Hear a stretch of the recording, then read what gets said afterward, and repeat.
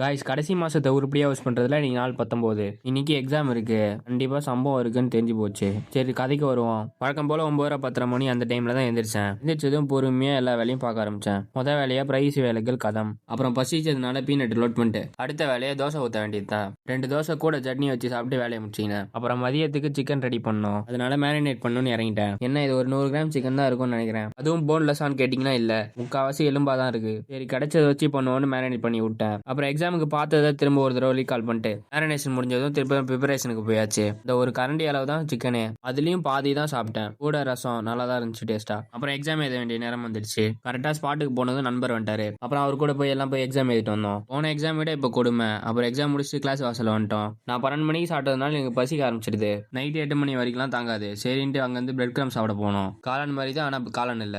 விலை 40 ரூபாய். பசங்களோட அப்படியே எக்ஸாம்ல நடந்த சோதனைகள்லாம் பேசிக்கிட்டு அப்படியே சாப்பிட்டேன். கிளாஸுக்கு போய் அடுத்த எக்ஸாமுக்கு என்ன பண்ணலாம்னு யோசிச்சு அப்படியே உட்காந்துட்டு இருந்தோம். கடைசியா ஒரு கன்க்ளூஷனுக்கு வந்து அப்படியே இங்க வீட்டுக்கு கிளம்பிட்டேன். வந்ததும் ஒர்க் அவுட்ல இறங்கியாச்சு. இன்னைக்கு chest and triceps work out. எனக்கு அப்பர் செஸ்ட் கம்பேரிட்டிவா கம்மியா இருக்கிறதுனால எடுத்ததும் டிக்ளைன் புஷ்அப்ஸ் ஒரு 4 செட்டு. உங்களுக்கு எந்த செஸ்ட் மசில் வீக்கா இருக்கோ அதை ஃபர்ஸ்ட் ட்ரெயின் பண்ணுங்க. ஃபர்ஸ்ட் அதை ட்ரெயின் பண்ணும்போது எனர்ஜி அதிகமா இருக்கும், கொஞ்சம் ஈஸியா இருக்கும் பண்ண. அடுத்ததா இன்க்ளைன் புஷ்அப்ஸ், அதை தொடர்ந்து நார்மல் புஷ்அப்ஸ். ரெண்டுத்துலயும் 3 செட்டு தான். அடுத்ததாக வெயிட்டை வச்சு பெஞ்ச் பிரஸ் மாதிரி ஒரு வேரியேஷன், இதுலயும் கண்ட்ரோலா ட்ரை பண்ணி ஒரு 3 செட்டு. அதை பின் தொடர்ந்து அப்படியே க்ளோஸ் கிரிப் வேரியேஷன் 1. அப்புறம் புதிதாக செஸ்ட் ஃபிளைஸ் ஒரு வேரியேஷன்.